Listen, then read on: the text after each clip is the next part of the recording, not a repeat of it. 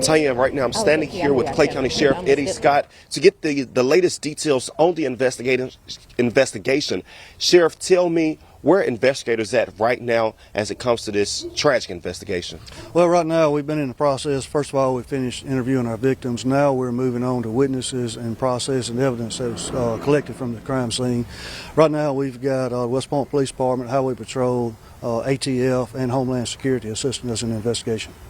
All right, you tell me that there were 14 security guards at the nightclub this happened. So a lot of people wondering, with this many security guards, how did something like this happen? Well, that's our question exactly too. So security guards and promotion guy that did this thing, all of them's being questioned too. So we've got a lot of questions and we're looking for answers. This was something that should not have happened in our community. And there was one person that was murdered. Her name is Talise Avant. She is a victim, 20 years old, from Columbus.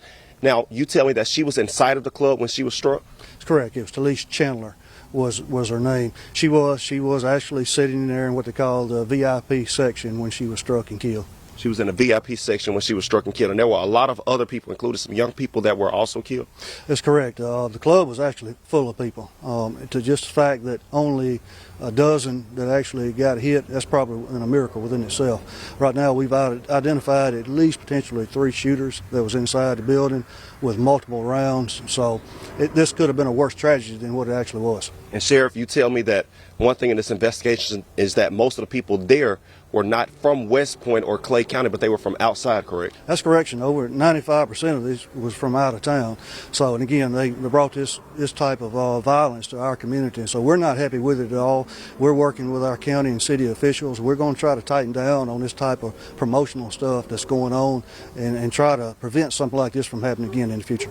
All right. And speaking of county officials did hold a board meeting this morning to try to address this crime that has happened. I'm Chris Knowles, and I'll tell you the latest details on that coming up on WTVA 9 News at 4 live in Clay County. Chris Knowles, WTVA 9 News.